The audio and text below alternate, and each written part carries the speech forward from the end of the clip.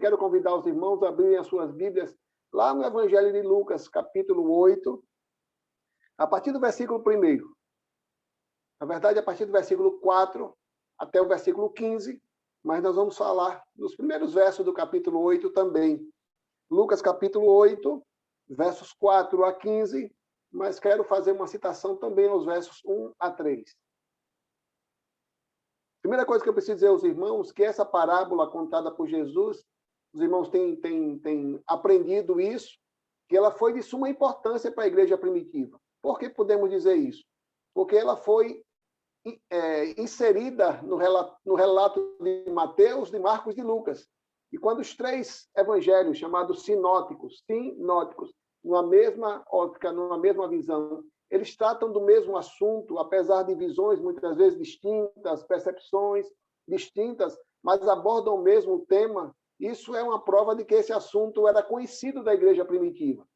A igreja primitiva já conhecia desse fato, tanto é que Mateus, que conviveu com Jesus, ouviu de Jesus, e Marcos e Lucas, que foram testemunhas, não oculares, mas testemunhas dos testemunhos daqueles que viveram com Jesus, também puderam registrar.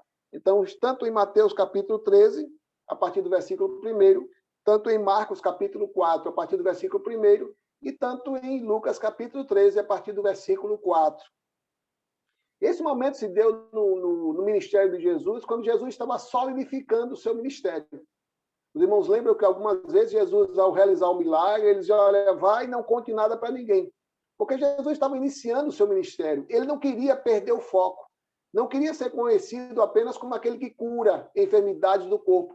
Jesus queria ser conhecido por todos como o Filho de Deus, como que transforma o interior do homem, o coração. E algumas vezes Jesus precisou dizer, olha, vá, mas não diga nada a ninguém. Para que aquela notícia da cura daquele homem não viesse a ser propagada e as pessoas viessem a procurá-lo apenas por interesses de cura material.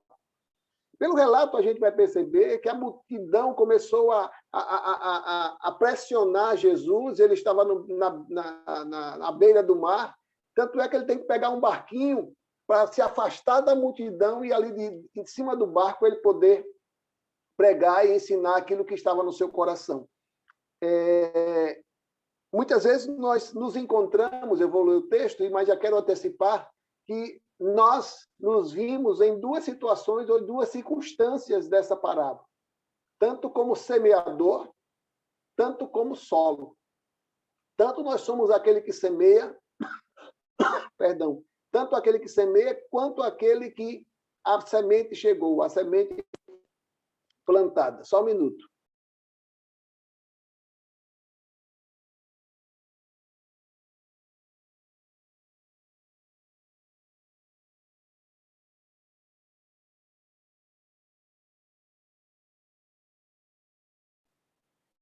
A garganta começou a reclamar e eu estou pedindo um copo d'água aqui.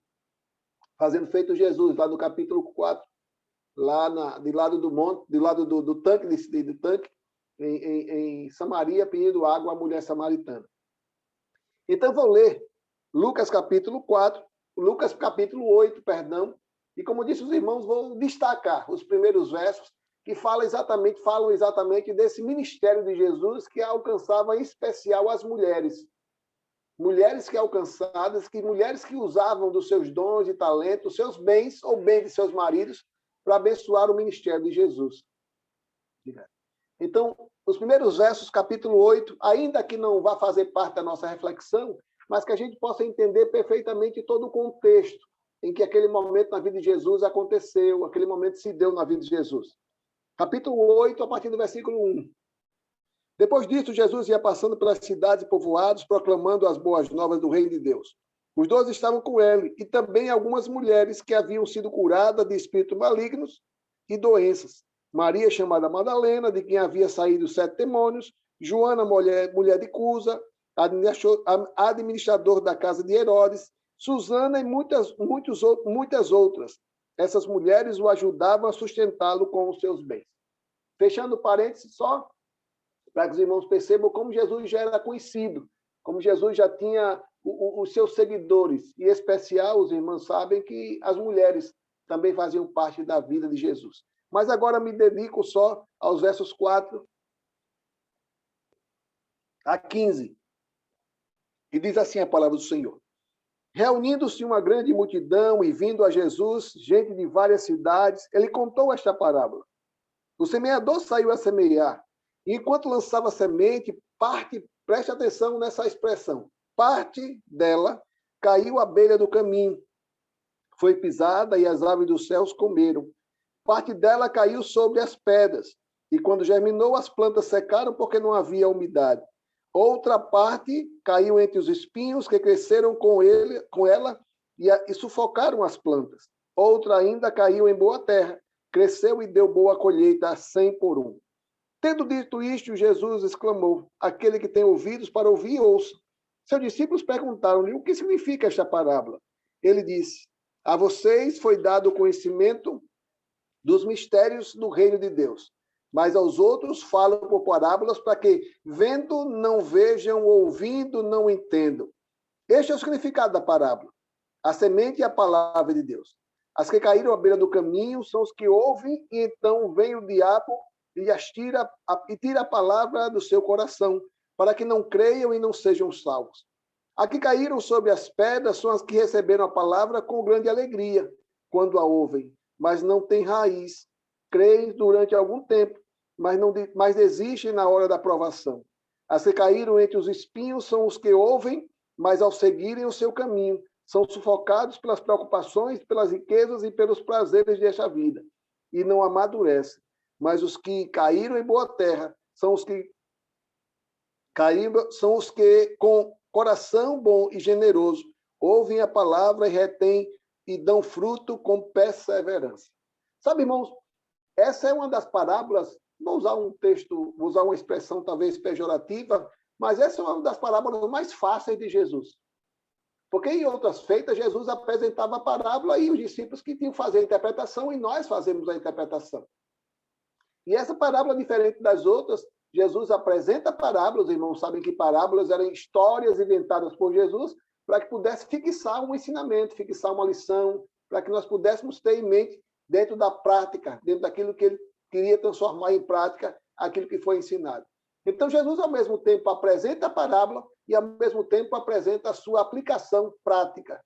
Então, posso dizer, sem desprezo, que é uma das parábolas mais fáceis de ser entendida.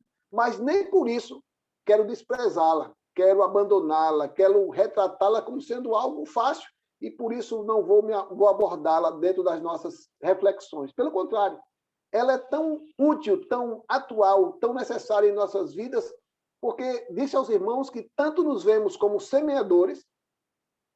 O semeador não é o Espírito Santo, o semeador não é Deus, o semeador não é Jesus, o semeador somos nós. É a semente que deu fruto e a semente serviu como próprio fruto. A semente que é fruto a semente oriunda do fruto já serve para uma nova plantação. Ou seja, aquilo que está sob as nossas mãos um dia foi plantado em nossos corações. Então, esse papel de moto contínuo, de rotação. Um dia eu fui terreno, continuo sendo terreno, mas ao mesmo tempo o terreno está sendo instrumento para multiplicação, para ser semeador. Mas destaco aqui esses 4 tipos de sementes, ou como a palavra diz, as porções, cada porção, cada quantidade, dentro de abordagens, dentro da nossa vida espiritual. Os irmãos perceberam, eu vou ler a parábola e exatamente a sua aplicação em nossas vidas. Jesus diz que o semeador saiu a semear. E quando ele fala que o semeador saiu a semear, a primeira lição que eu preciso aprender é que o lançamento no solo ele aconteceu de maneira aleatória. E o que eu preciso entender nisso? Pregar não é apenas subir no templo, no púlpito, perdão. Pregar não é apenas ter um púlpito de madeira, de aço, de vidro. Pregar é viver. É desde que eu acordo até quando eu volto a dormir. Durante todo o tempo da nossa existência, nós estamos semeando. Até quando não falamos nada. Quantos não lembram da experiência de Eliseu, ali na porta daquele casal? Eu gosto muito de lembrar sobre a experiência. Quando o casal, a mulher diz ao esposo, olha, eu estou observando esse homem que passa aqui. Ele é um santo homem de Deus. Essa não era a finalidade maior de Eliseu. Claro que era um homem de Deus e fazia questão com que a mensagem do Senhor pudesse servir como ensinamento, como aprendizado para todos eles, mas essa não era a finalidade maior de Eliseu. Eliseu estava ali passando e mostrando às pessoas que eles precisavam reconhecer a Deus como Senhor de suas vidas. Mas essa não era a finalidade maior de Eliseu. Mas, enquanto isso, ele vivia, ele aproveitava e pregava, anunciava o evangelho através das suas vidas. Então, a primeira coisa que eu preciso entender e aprender é que pregar não é apenas subir no púlpito para usar do microfone, com um sermão elaborado, pronto. Pregar é viver, é testemunhar. E tanto podemos pregar de maneira positiva, como, infelizmente, podemos pregar de maneira negativa. Quanto as nossas vidas podem servir como exemplo para as pessoas copiarem, como algumas vezes não servem como exemplo. E as pessoas não devem copiar. Quando ouço alguns pais dizerem, faça o que eu digo, mas não façam o que eu faço. Esse ditado não pode fazer parte da vida do cristão. Faça porque eu faço. Antes de eu falar, antes de eu pregar, a minha vida tem sido essa oportunidade de testemunho. Então, a primeira coisa que eu quero destacar para os irmãos e para mim também é que o semeador saiu a semear. O semeador somos nós. E a cada dia o Senhor tem nos dado esse privilégio, essa oportunidade de semear boas sementes.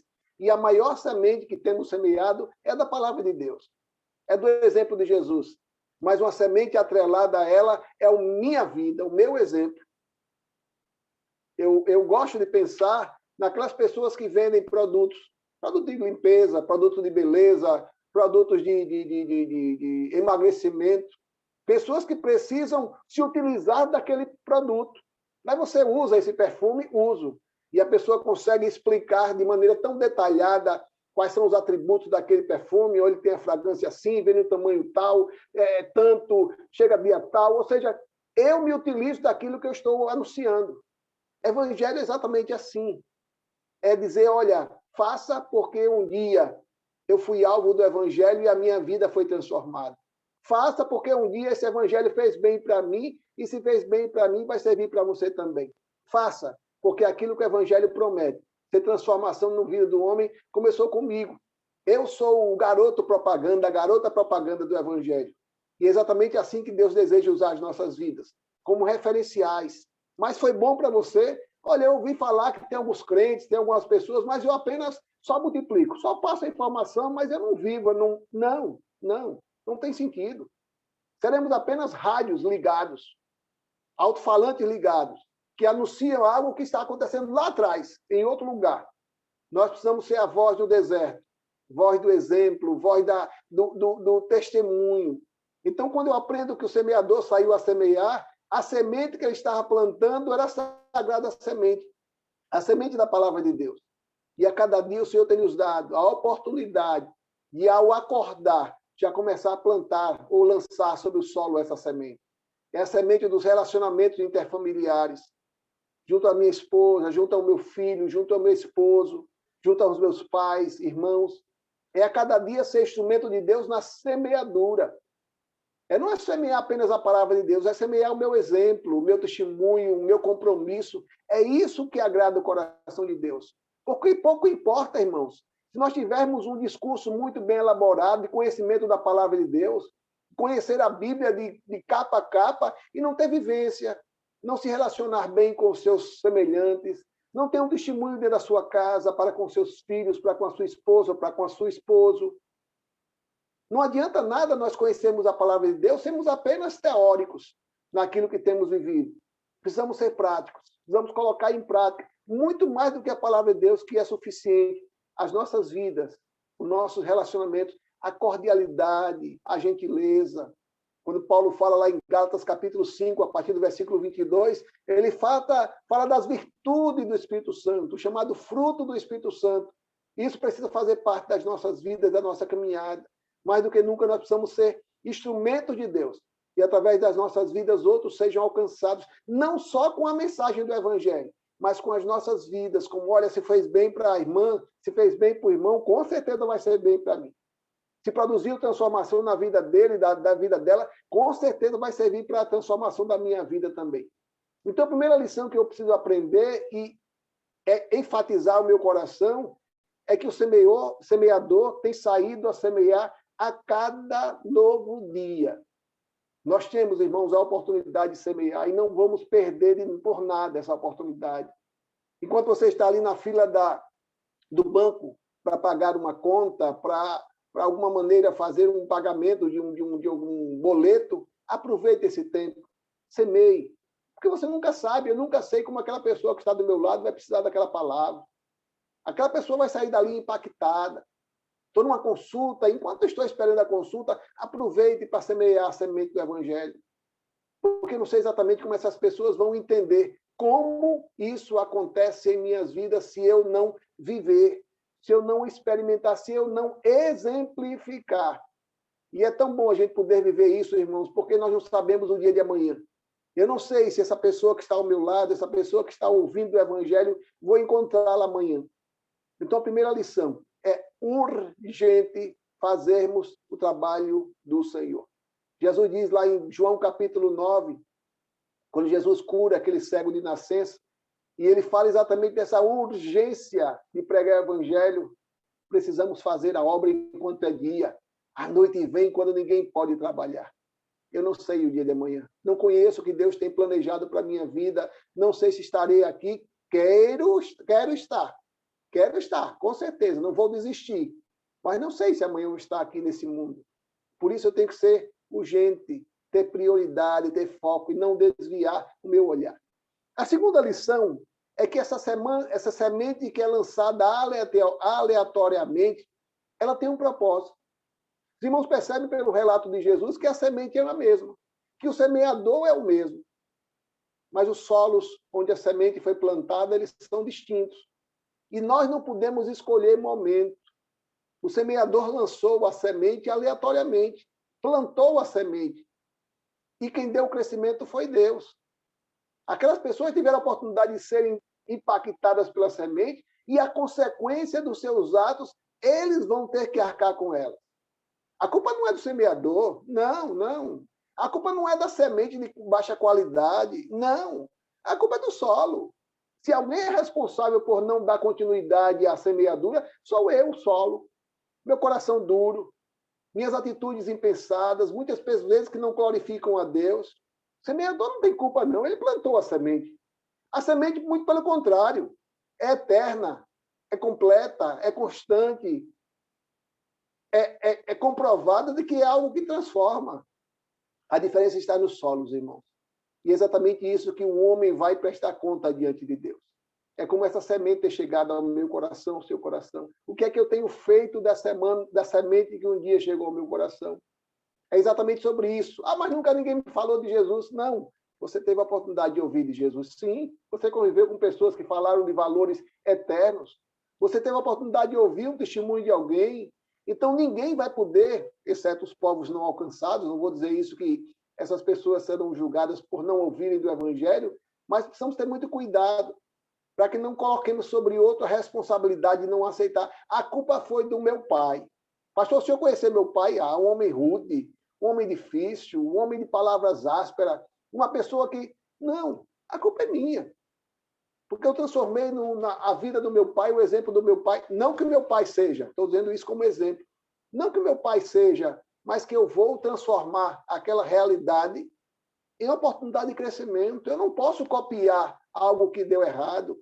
Eu não posso dar continuidade a algo que deu errado. Quando a gente aprende alguma coisa certa, a gente deixa de lado aquilo que a gente aprendeu de maneira distorcida e começa a praticar. Quantos dos irmãos não ouviram ou não ouvem, assim como eu ouço, que manga com leite faz mal, que abacaxi com leite faz mal? Imagino que todos os irmãos ouviram isso. Mas hoje, quando as pessoas vão pedir um suco, dizem assim, olha, um suco de manga com leite, um suco de alguma coisa com leite. E a gente começa a olhar a origem disso e percebe que isso é do tempo da escravidão ou da escravatura, quando o senhor de engenho tinha os prejuízos, quando suas vacas eram ordenhadas, e o escravo tomava do seu leite, mas tinha frutas espalhadas pelo pomar, as mangas. E o senhor de engenho disse, olha, você não pode misturar a manga com leite, você pode morrer. Então o escravo dizia, olha, eu chupo a manga ou tomo leite. Se eu misturar as duas coisas, eu vou morrer. E a gente traz isso como sendo algo inquestionável, algo irrefutável. E na verdade não é. Não, são duas coisas distintas. E eu posso misturar leite com manga, sim. Não há nenhum problema, nenhuma dificuldade. Ah, mas eu conheço alguém que tomou um banho, depois comeu uma feijoada. Ah, eu conheço alguém que morreu. Precisamos ter muito cuidado quando eu pego uma verdade e transformo ela em algo questionável, sem conhecer as circunstâncias, sem conhecer algo que se deu naquele momento. E quando a gente trabalha com a palavra de Deus, a gente precisa entender que ela é imutável. Nós estamos semeando algo que não é questionável, algo que não varia de acordo com o terreno. A semente é a mesma. E não podemos esquecer, irmãos, de continuar semeando essa semente. Enquanto estivermos vida, precisamos semear essa semente. Me lembro do grande Rick Warren. Rick Warren ficou mundialmente conhecido pelo livro chamado Uma Vida com Propósito. E Rick Warren, no final do livro, Uma Vida com Propósito, depois transformou-se numa igreja com propósito e fez desse lema, desse tópico, com propósito, uma igreja, uma vida, uma família, a oportunidade de escrever alguns livros. E ele dizia que o pai dele era um grande evangelista. E muitas vezes, quando já estava no final dos seus dias, ele dizia assim, eu preciso ganhar mais uma pessoa para Jesus. Eu não posso finalizar o meu dia sem pelo menos falar do amor de Jesus para alguém. É exatamente isso que o Senhor requer de cada um de nós, irmãos. Não apenas com a nossa boca, não apenas com os nossos lábios, mas principalmente com as nossas vidas. Mas vou me dedicar de maneira pontual agora sobre os papéis dos solos. Falei sobre o semeador, falei sobre a semente, mas o que diferencia uma da outra, a consequência, não é a semente nem é o semeador. O que diferencia o resultado da boa colheita ou da má colheita é o solo. E os solos são os nossos corações, ou os corações daqueles que recebem a palavra de Deus. É a consequência, é a atitude, é a resposta diante daquilo que lhe foi oferecido, diante daquilo que foi explanado. E é interessante como Jesus trabalha de maneira tão pontual a respeito desses 4 tipos de resposta. Aquilo que tem sido plantado, aquilo que tem sido oferecido, aquilo que tem servido como um alimento, como um referencial nas suas vidas, nas nossas vidas. Eu vou destacar cada uma dessas sementes, a partir do versículo 5, destacando cada uma delas e fazendo uma referência com o ensino de Jesus. Espero que os irmãos possam me acompanhar, tá bom? Eu vou ler a parábola e vou ler a explicação de Jesus, fazer essa ligação entre uma coisa e outra. Eu vou ler na minha versão, na Nova Versão Internacional. Versículo 5. O semeador saiu a semear. E aí ele vai começar a destacar os diversos ou distintos solos em que a semente é plantada ou é lançada. Enquanto lançava a semente, parte dela caiu à beira do caminho, foi pisada e as aves dos céus comeram. E aí vou para o versículo 12. As que caíram à beira do caminho são as que ouvem, então vem o diabo e tira a palavra do seu coração para que não creiam e não sejam salvos.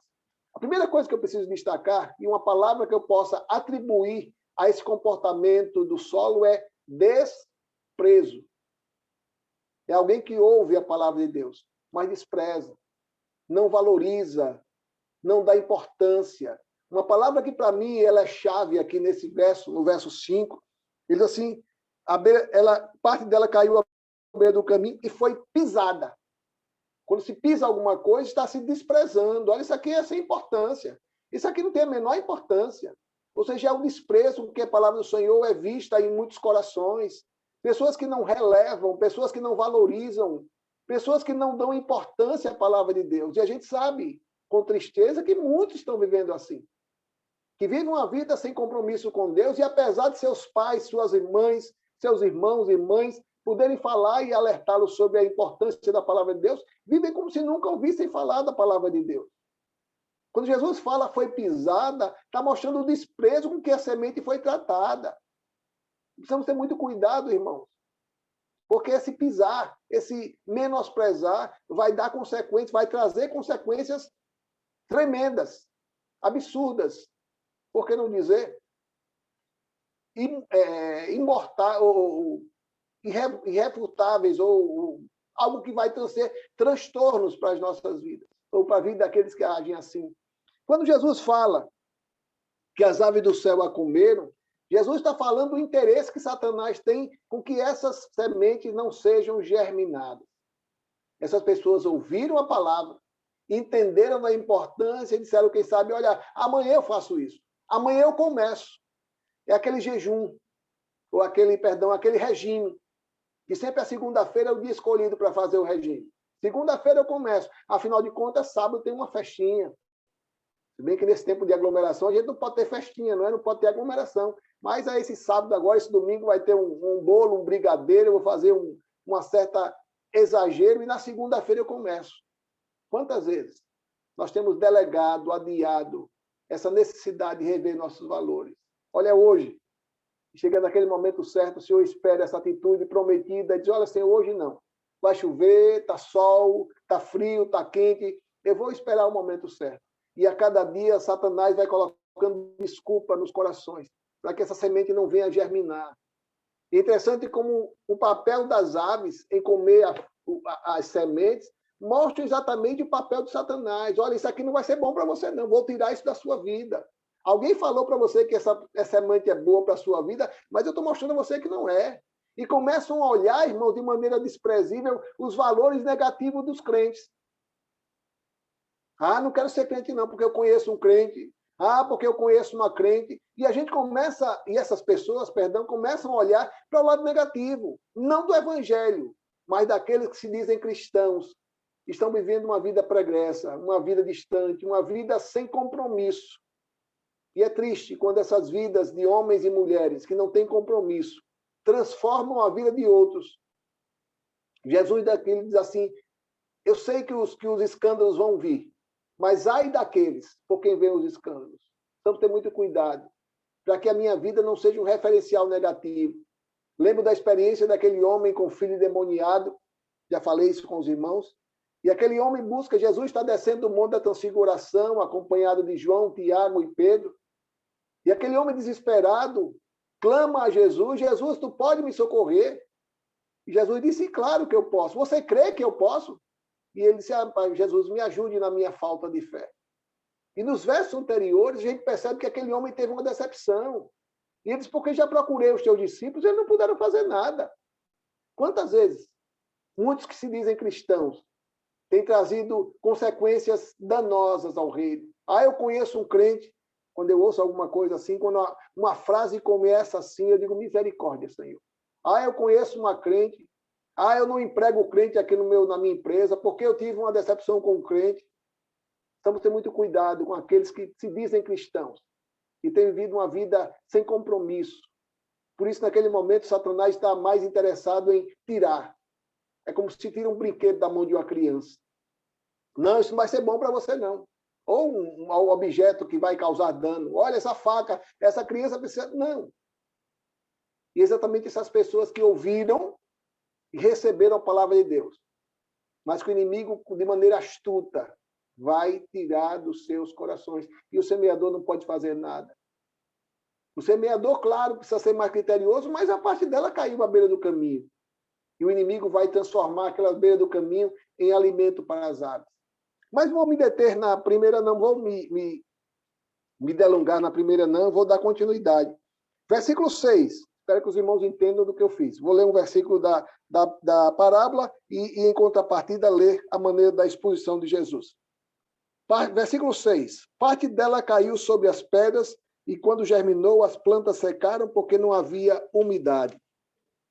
Verso 13. As que caíram sobre as pedras são as que recebem, mas não têm raiz. Crescem durante algum tempo, mas desistem na hora da provação. Sabe, irmãos, são aqueles a quem o evangelho tem sido algo fácil. Aqueles que apresentam o evangelho de maneira de bênção. Ah, porque o meu Deus é o Deus do ouro e da prata. Ah, porque o Senhor vai dispensar sobre a minha família. Não, não é não. Jesus já dizia, olha, no mundo tereis aflições. Um evangelho marcado apenas por virtudes, por benefícios, é evangelho falso. Tenho visto algumas comunidades neopentecostais ensinarem aos seus seguidores, aos seus fiéis, que a partir do momento que ele aceita Jesus, a vida dele vai ser transformada para melhor, ele vai mudar. As coisas vão se abrir, o céu, claro que a situação vai melhorar. Porque eu enfrentava o problema sozinho, agora eu vou enfrentar os problemas com Jesus. Não podemos pregar um evangelho fácil, um evangelho que não mostre às pessoas que vão ter que abandonar coisas, valores, oportunidades, prioridades e inverter a sua escala de valores. Jesus fala em Mateus capítulo 6, aquele que quiser vir a mim. Capítulo 9, tome a cada dia a sua cruz e siga-me. Evangelho é renúncia, é entender que eu não posso continuar do jeito que estava e continuar seguindo a Jesus. É um evangelho fácil que tem sido pregado aí fora e não podemos nos deixar levar e tentar ganhar pessoas dentro da nossa comunidade e começar a pregar sobre bênção. Ah, pastor, se eu pregar sobre bênção, a igreja vai estar cheia. Sim, e quando eu vou começar a pregar sobre compromisso, sobre mandamento, exortações, muita gente tem sido levado a algumas comunidades neopentecostais, porque aquelas comunidades se debruçam apenas a pregar sermões de bênção, de promessas, de profecias. Olha, Deus está dizendo que você vai ganhar. Há pouco eu vinha com a minha filha no carro e nós já estávamos ouvindo uma rádio dessa e a pessoa dizia, olha, a minha vida mudou. Eu não tinha nada, eu morava de favor. Eu morava na casa de alguém de favor. Hoje eu tenho uma casa. Eu não tinha emprego, hoje eu tenho empregados. E eu começo a imaginar, e as mudanças espirituais na vida dessa pessoa? Os valores, cadê? Ah, não, porque eu era um homem pregresso, batia na minha esposa, batia no meu filho, batia em todo mundo, brigava onde chegava e Jesus me transformou. Ainda que o dinheiro não tenha transformado a minha vida ainda, eu continuo pobre, mas eu mudei meu comportamento. Não. O que interessa, o que importa, o que chama pessoas é o testemunho do poder, da teologia da prosperidade. Eu não tinha, eu era pobre, vivia de aluguel, mas hoje eu tenho um carro. Hoje eu tenho uma casa, hoje eu tenho empregados. Isso muitas vezes cativa o coração de muita gente. E evangelho não é isso. Evangelho são valores eternos, valores semeados nos nossos corações. Não posso estar preso a valores finitos, como prata e ouro, como Jesus diz lá no Sermão do Monte, que a traça come, a ferrugem e o ladrão roubam. Não, são valores eternos, valores que vão estar plantados no meu coração e que ninguém, nem o ladrão, nem a traça, nem a ferrugem vão poder retirar. Então, essas pessoas foram ensinadas de que o evangelho era algo fácil, algo que eles podiam fazer, viver de maneira acomodada, omissa. Não, é compromisso a cada dia, é compromisso diário de seguir a cruz, de seguir Jesus com a sua cruz. Aquelas sementes caíram entre as pedras. E começaram até a germinar, começaram até a criar raízes, mas não tinham profundidade. Evangelho sem profundidade é um evangelho marcado pela superficialidade. Se a primeira semente, se a primeira parte posso chamar de desprezo, a segunda chamo de falta de profundidade ou superficialidade. É um evangelho sem compromisso. E se tornam peças fáceis, instrumentos fáceis para que Satanás possa manobrar para cá e para lá. Cadê a irmã, fulano e tal? Cadê o irmão? Ah, está numa outra comunidade agora. A comunidade da bênção, a comunidade dos milagres, a comunidade das profecias, das revelações, do fogo. Essa igreja aqui é uma igreja muito fria. E essas pessoas estão correndo atrás de revelações, de manifestações externas do poder de Deus. Precisamos ter muito cuidado, irmãos, para que não sejamos iludidos a viver e a experimentar ou a buscar esse evangelho. Um evangelho que não traz resultados práticos na vida, mas um evangelho apenas que exige mudanças superficiais dentro da acomodação, dentro da conivência ou da convivência de cada um de nós. Mas me debruço agora sobre a terceira parte das sementes. Versículo 7. Outra parte caiu entre espinhos que cresceram com ela e sufocaram as plantas. E aí passo para o versículo 14. As que caíram entre os espinhos são as que ouvem, mas ao seguirem seu caminho são sufocados pelas preocupações, pelas riquezas e pelos prazeres desta vida e não amadurecem. Vou fazer questão de destacar aqui as qualidades ou as características dessas sementes. Verso 14. As que caíram entre os espinhos são as que ouvem, ouviram, foram impactados. Ao seguirem seu caminho, ou seja, dar continuidade à vida, eu prometi isso a Deus. Eu prometi, naquele culto em que o pastor fez o apelo, eu assumi esse compromisso com Deus. E está enraizado no meu coração. É esse compromisso que eu tenho diante do Senhor. Eu quero ser uma nova criatura. E muitas vezes choram, assumem compromisso diante de Deus, fazem votos. Olha, a partir de hoje eu quero mudar de atitude. E não cabe a nós questionar ou não julgar, ou julgar cada um. Não. Só Deus conhece os corações. E aquele voto é feito diante de Deus com o desejo de transformar aquilo ali em prática. Mas Jesus fala, ouvem, mas ao seguirem seu caminho são sufocados pelas preocupações, pelas riquezas e pelos prazeres dessa vida e não amadurecem. Três condições dentro de uma consequência. Primeiro, elas são sufocadas pelas preocupações, pelas riquezas e pelos prazeres desta vida.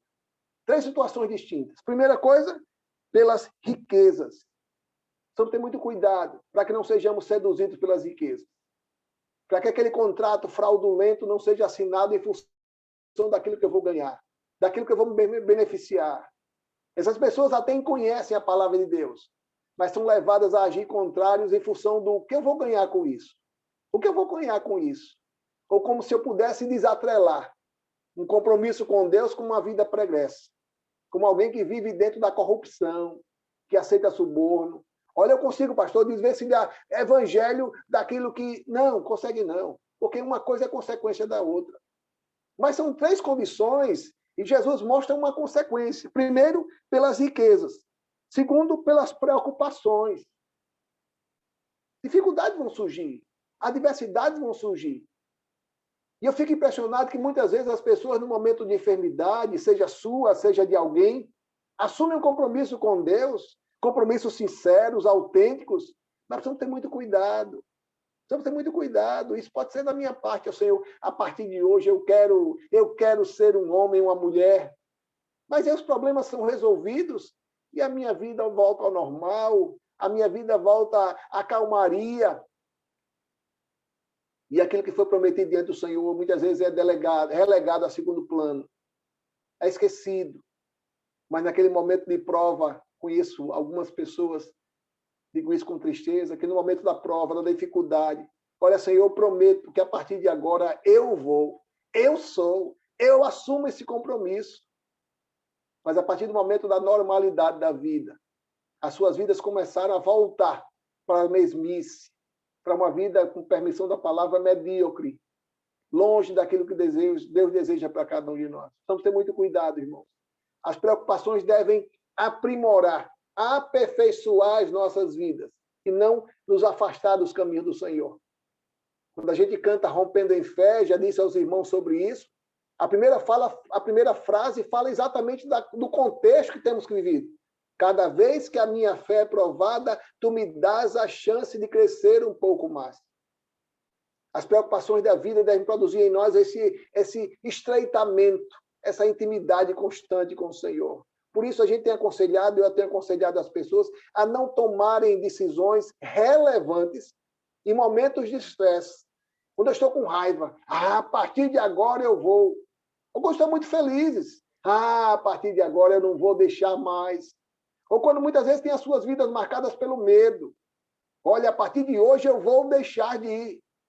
É uma cirurgia, é um desemprego, é um problema na família, e aquelas pessoas assumem esse compromisso, olha, a partir de hoje eu vou mudar. Mas ainda estão presos ao problema. E muitas vezes digo isso com tristeza, o problema é resolvido. E da mesma maneira como o problema é resolvido, tudo aquilo que foi prometido diante do Senhor foi esquecido. O problema foi resolvido, olha, em outra oportunidade. E aí muitas vezes eu digo isso com tristeza, a vida dessas pessoas muitas vezes é marcada por dificuldades. Porque só desse jeito que Deus quer a gente de pertinho. Só desse jeito que Deus vai ter a gente próximo. Então a minha vida vai ser marcada por situações adversas. Eu falei sobre... Perdão. Falei sobre os prazeres. Falei sobre as preocupações... Desculpe. Pelas preocupações, pelas riquezas e pelos prazeres dessa vida. 3 condições e uma consequência. Prazeres são aquilo que cativa a nossa alma. São aquilo que nos prende. a promessa de não fazê-lo. A partir de hoje eu não coloco mais uma gota de álcool na minha boca. A partir de hoje a minha boca não fala mais nenhuma mentira. A partir de hoje eu quero assumir esse compromisso de ler a Bíblia toda. E muitas vezes as pessoas assumem esse compromisso diante de Deus, um compromisso que muitas vezes elas não conseguem cumprir. Eu vou ler a Bíblia toda. E quando cai dentro da realidade, percebe que não é tão fácil assim. E muitas vezes são ensinadas ou tentadas a desistir. Eu pensei que eu podia perder, começar o regime hoje e amanhã já está com menos 10 quilos. E vai para a balança e percebe que não perdeu quase nada. E no outro dia fecha a boca, passa fome e vai para a balança, perdeu 100 gramas. Não dá para mim não. Eu queria algo que eu pudesse de imediato ficar magro. Eu queria algo que pudesse de repente mudar a minha vida.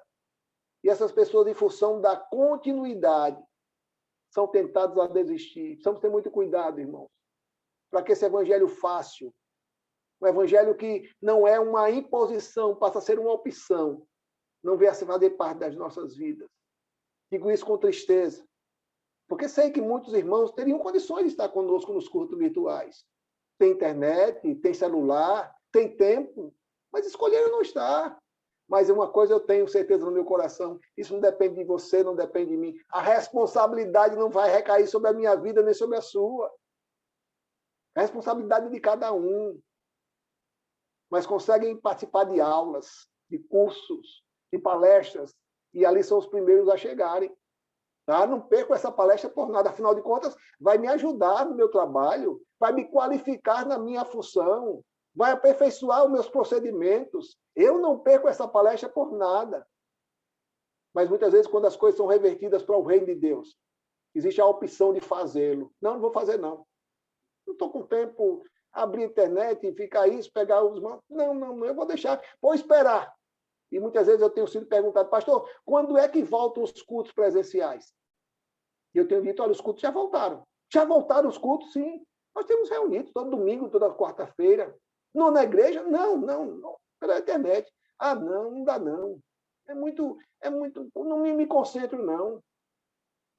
E eu começo a imaginar quantas situações essa pessoa tem vivido, que está exigindo dela esse compromisso de abrir a internet, de ligar um celular, de participar de uma discussão, participar de um curso de capacitação através da internet, mas o evangelho não tem transformado benefício para a minha vida financeira. Eu espero chegar no dia que voltar para os cultos presenciais. Louvo a Deus pela vida daqueles e daquelas que têm assumido esse compromisso, não comigo, não com a igreja, mas com Deus, que está investindo no reino, que está, quem sabe, até colocou uma internet mais veloz, investiu na sua internet, para que você possa participar ativamente dos cultos. Comprou até um celular novo, ou melhor, para que possa, quem sabe, participar dos cultos. Isso é investimento do reino e Deus recompensa as nossas vidas quando fazemos isso. Mas disse os irmãos que eram 3 condições, e aquilo que se colhe, e não amadurecem. Quando Jesus fala em não amadurecer, é alguém que continuamente tem agido assim, que não há uma reflexão, que não é algo que possa produzir mudança. Se não amadureceu, aquele fruto ficou estagnado na planta. Ficou verde o tempo todo. Não houve continuidade, não sai daquilo. É mesmice, é promessa, é voto, mas prática nenhuma. Ação nenhuma, muita teoria, muitas promessas diante do Senhor. Olha, se o Senhor fizer isso comigo, se o Senhor transformar a minha vida ou a vida de alguém, eu vou. E muitas vezes aquela situação é solucionada e aquilo que foi prometido ao Senhor cai no esquecimento. Então Jesus diz, olha, eles não amadurecem. Vão ser sempre crianças que, marcadas pelas circunstâncias. Estou doente, prometo a Deus. Estou desempregado, prometo a Deus. Estou com problema no meu casamento, eu prometo a Deus. Mas o problema foi resolvido, agora vou relaxar, agora vou descansar. E aí muitas vezes não crescem, não amadurecem. Um fruto que fica verde constantemente não pode ser usado para dar continuidade ao plantio. Não pode ser usado como semente. Vai ser sempre relegado a aquele fruto verde que não amadurece, que não é algo que possa ser usado como benefício da plantação, que possa ser lançado novamente no terreno. e possa produzir fruto. Mas eu louvo a Deus pelos solos, pelos corações sedentos que têm abraçado a semente de palavra de Deus. E o verso 8 diz assim: outra ainda caiu em boa terra, cresceu e deu boa colheita, a 100 por um. E aí volto para o versículo 15. Mas as que caíram em boa terra são os que ouvem com o coração bom e generoso, ouvem a palavra, a retêm e dão fruto. Assim como fiz com a terceira semente ou com a terceira parte, veja as consequências de abraçarmos o evangelho de maneira intensa. As que caíram em boa terra são as que com o coração bom e generoso, coração que está pronto para receber a palavra de Deus, um coração que se abriu, um coração que foi transformado, onde a palavra de Deus foi depositada, foi plantada e ali ela foi recepcionada.